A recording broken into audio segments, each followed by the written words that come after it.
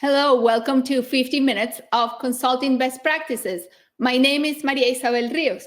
This is a space where we answer your questions about your consulting firm, how to make them thrive, how to grow them, and anything and everything that has to do with empowering you to lead your consulting firms. So we thrive by you chiming in, posting your comments, posting your thoughts. And for those of you who are live, add your thoughts and add your comments, your insights into the questions and the thoughts of others. So we invite your participation.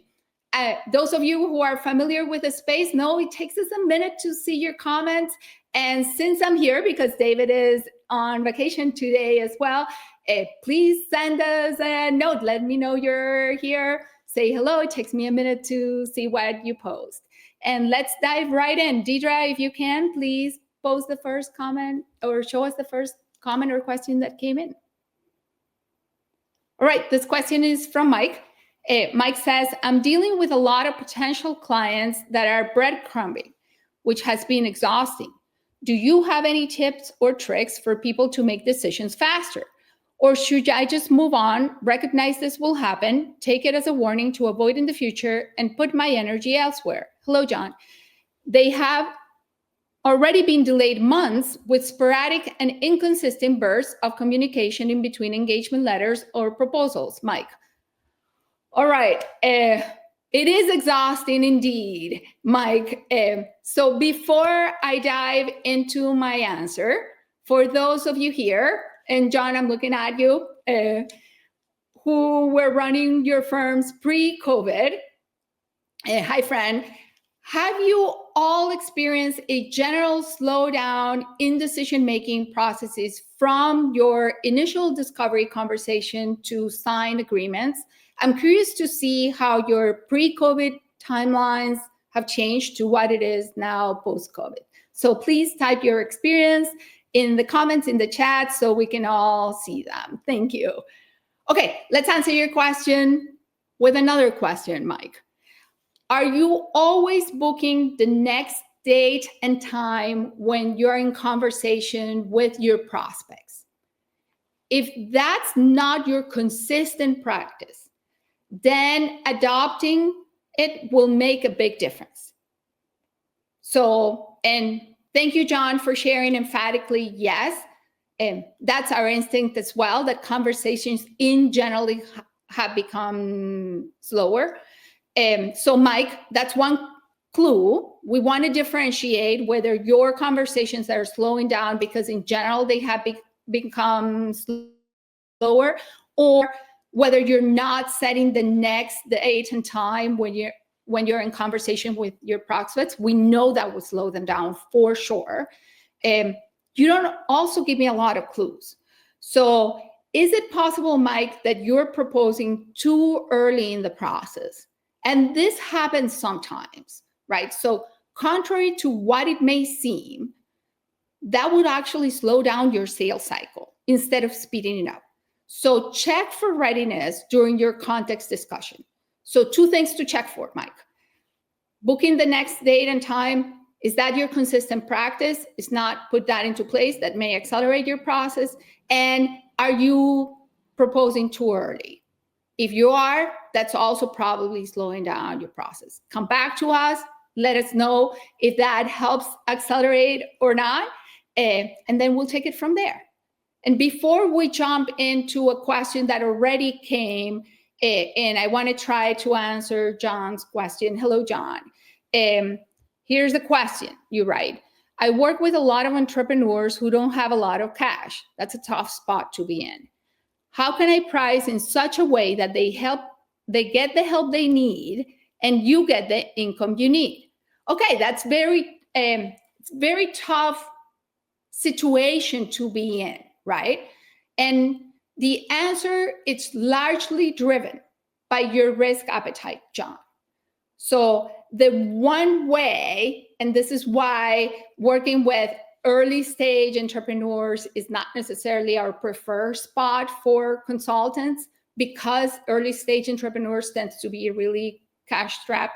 If you share with us that you're really open to taking on risk, there are ways in which you can structure your engagements to have fees that are success-based. And therefore, as you work with them, you provide them the help they need, as you're stating, and then you get rewarded based on their success. One of the keys to establishing really effective success-based fees, and I don't mean when they get paid, when they exit or when their next round of funding is, that's one way of doing it, but it's not the only one. One of the keys to establishing really effective success-based fees is to have very clear, almost undisputable metrics of what success means. So that could be a number that you refer to. It could also be whether they actually implement, for example, a process that you design. The moment they implement it, your design is considered a success. That triggers your success fee being paid. And in general, if you're taking a risk, the higher the risk you take, the higher the multiple it is versus paying all your fees up front. John, let me know if that answers your question, if that helps you at all, and if not, we'll keep iterating in this conversation. All right, Deidre, why don't you show us the next question that came in through email? Thank you. Okay, this question is from Javier. I've been trying to start an independent consulting practice after a career in consulting with McKinsey, also a fellow alumni, and 7 years in neuroscience. After a promising start, I'm struggling to find more projects. How much of a limiting factor is my recent experience in science? Thank you, Javier. Gracias. Okay, so I'm going to answer your question with a proverbial, it depends. So here's what it depends. Are you selling your unique viewpoint that is enhanced by your years in science and that it applies to, say, a pocket of decision makers that are interested in that science background that you bring, that you've had for those 7 years? Then your 7 years in science work in your favor. As an alternative, can you leverage your binary background in management consulting, your experience at McKinsey, and in deep science to find the niche that straddles both worlds? So let me give you an example. We have a client with deep actuarial experience that also had MBB experience. It wasn't until they connected the two sets of experience as an actuary and in their MBB that they found their niche, because they had the deep expertise that the clients wanted. They were able to align data-driven work that, frankly, they and a handful of other people will understand at that depth with the strategic needs of clients' organization. So they were able to weave a connecting tissue where others could not, right? They could not see beyond or at that level of depth. So where can you, Javier, weave connecting tissue, and for whom? And is there a demand? Will people pay, or are people paying for that type of consulting? If the answer of any of those questions is yes, then you have the settings for a successful independent consulting practice. If the answer to any of those questions is no, either because you can weave it very well, but there's nobody to buy it, or because there's no connecting tissue between your deep neuroscience experience and your past consulting experience, or it doesn't apply, or it's not translated, right? Then you might find that there's going to be a lot of slow work to build a consulting practice. And to, quite frankly, it's going to depend on what's your network and how can you leverage to build it. Hope this helps. And I'm curious to know what you find out and what comes out of it for you. Okay, exactly. It is amazing, right? You may find that unique skills can be useful in ways you might not expect. Thank you, John, for that. It is true. Okay, Deidre, let's do one more question. I think time for it. Thank you. This question is from Susan. How do you suggest I structure my fees when it feels like a lot of part of what a client wants? 1, help her get ready for selling her company, and 2, help her sell her company. All right. Outcomes include developing a budget, projecting a 25% sales revenue increase, improving key processes by 20% in efficiency, filling 2 key roles, finding a long-term solution through her 3PL, and finding a buyer, which includes deciding upon an M&A advisor. Okay, thank you, Susan, for that question. Okay, you're welcome, Javier, de nada. Okay, so Susan, indeed, that sounds like a lot of parts. It also sounds like you're in for what could be a long-term project with a lot of uncertainty and also a lot of upside potential. Each of the elements you mentioned in the desired outcomes could potentially be a project. At least that's what sounded to me as I was reading, and I don't know how that sounded to everybody else that was reading or listening to me read as well, right?